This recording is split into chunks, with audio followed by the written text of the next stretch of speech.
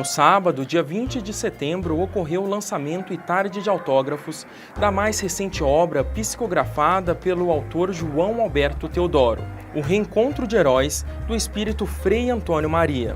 O livro conta a história de um casal que é obrigado a se separar por conta da Segunda Guerra Mundial.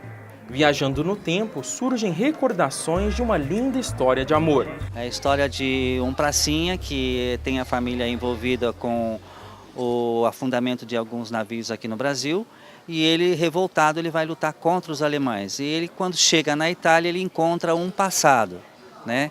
E esse livro ele mostra, na realidade, a proteção espiritual que existe do Criador, no caso, num momento tão difícil da humanidade. Então, ou seja, no momento de dor, no momento de que os irmãos estão se guerreando, a proteção espiritual lá está tentando levar um lenitivo àqueles que lá se encontram. A FEB foi uma força, como o nome diz, de 25 mil homens que saiu do Brasil em 1944 e foi para a Europa, para a Itália, lutar contra o nazifascismo. E essa história retrata um personagem desses 25 mil homens, no caso era um capelão do Exército Brasileiro, que teve papel importante e, inclusive, perdeu a vida no conflito.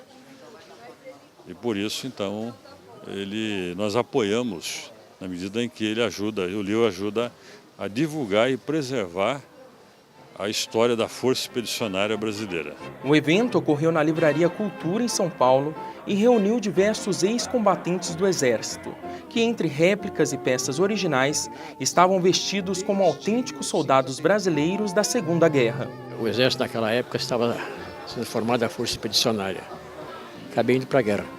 Depois de 70 anos, ele está revivendo uma história que foi a redenção do Brasil, né? Então ele está de parabéns, rememorando toda aquela fase dura, né? E hoje o povo, que infelizmente durante esse tempo todo não houve nenhuma propaganda a respeito, né?